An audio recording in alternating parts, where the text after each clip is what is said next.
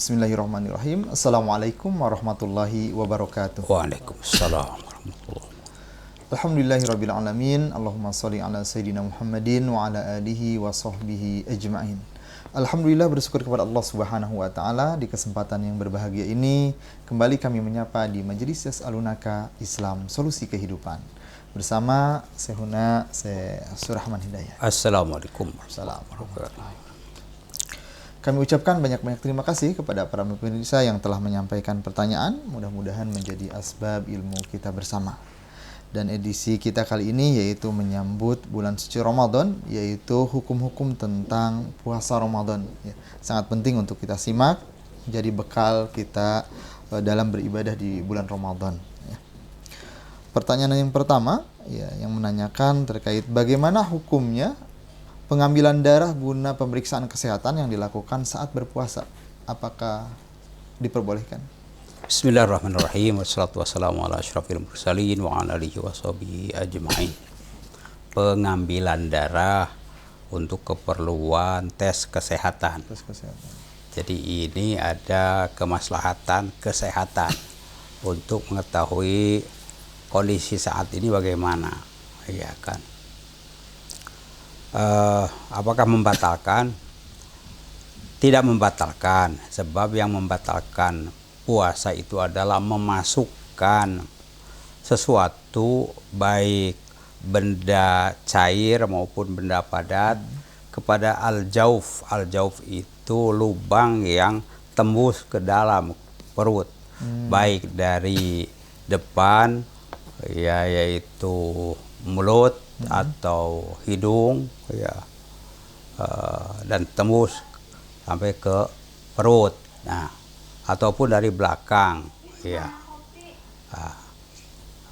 Jelas ini tidak membatalkan karena tidak memasukkan sesuatu ke al-jauf, ya. Ya, dan tidak memudaratkan karena justru untuk mengetahui, ya, tes kesehatan itu, ya, untuk mengetahui kemudian ada tindakan ya, apakah diberikan resep atau diberikan saran-saran lain yang bisa memperbaiki, menguatkan kondisinya selama bulan suci Ramadan, justru supaya lebih siap dan mantap ya, dalam menjalankan ibadah puasa. Jadi itu boleh.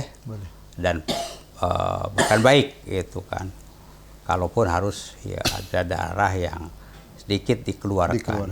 Karena tidak sampai membuat madarat, tidak sampai memudaratkan, misalnya menjadi pingsan, tidak, ya kan.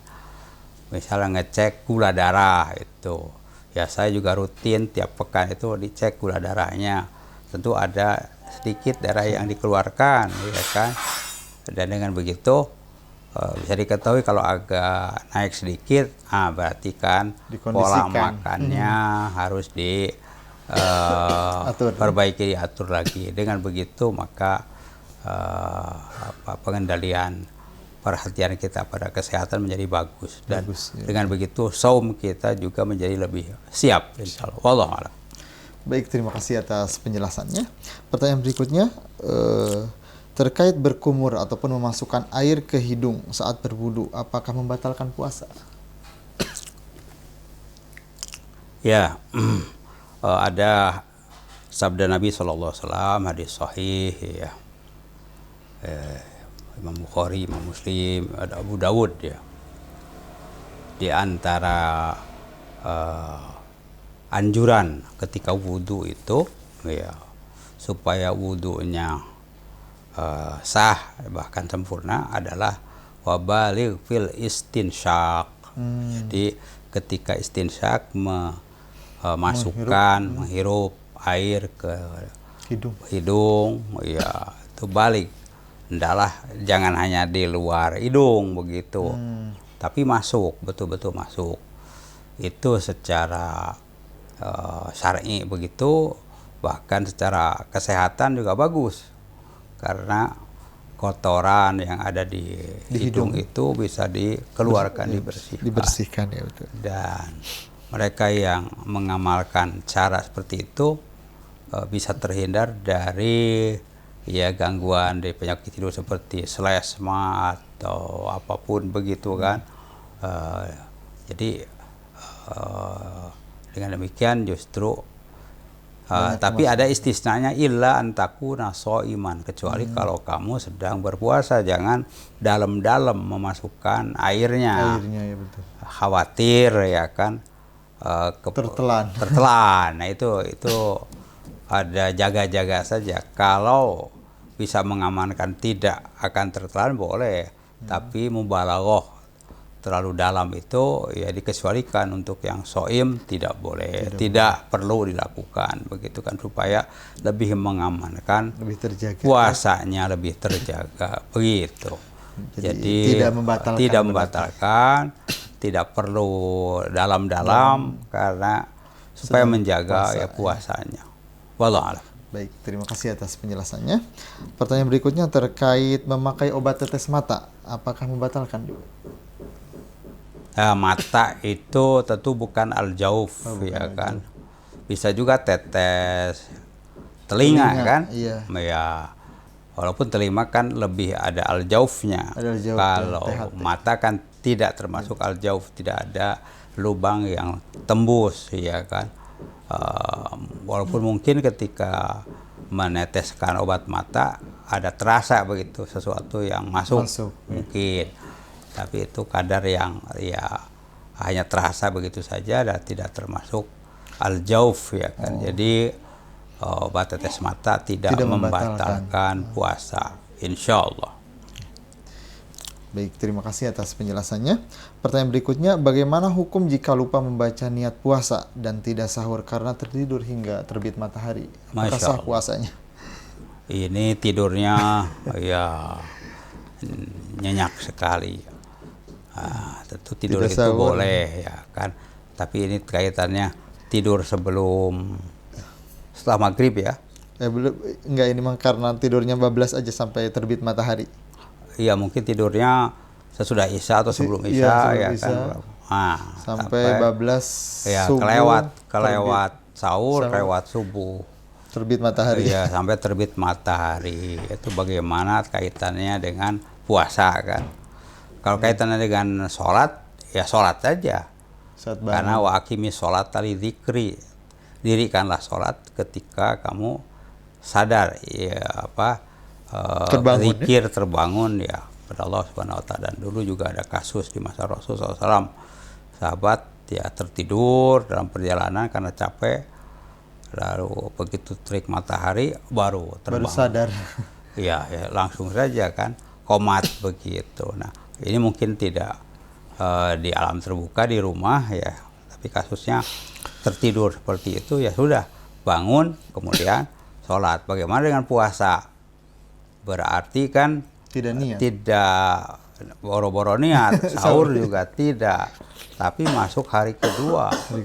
Ya harus puasanya kan, tidak ada uzur karena tidak sahur kemudian tidak puasa, tidak, ya kan. Ya niatkan puasa walaupun tidak talaffuz.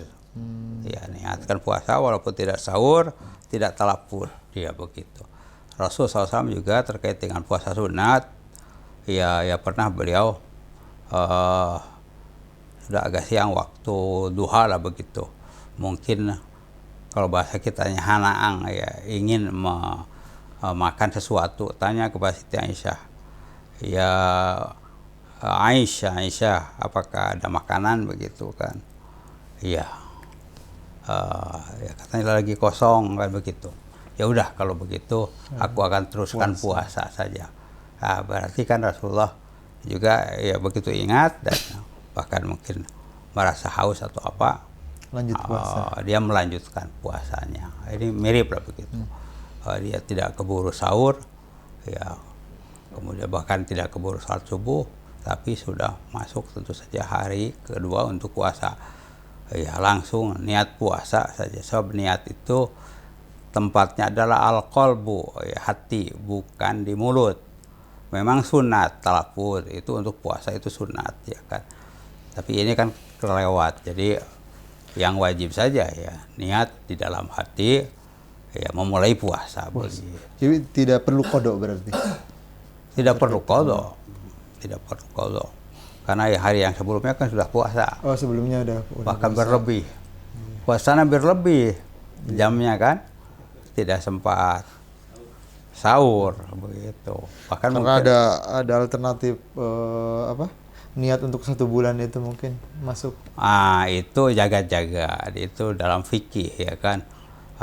Kita diajarkan bagaimana niatnya. Ya, ada niat harian itu yang afdol sesuai dengan hadis.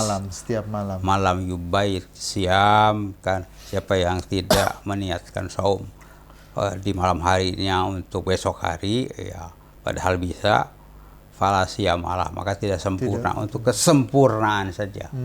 Ya, walaupun tidak ditalafutkan, karena sejak munggah udah niat, ya, kita udah niat puasa sebulan. Iya kan, makanya ada dalam mazhab Syafi'i itu niat talafutnya untuk sebulan penuh.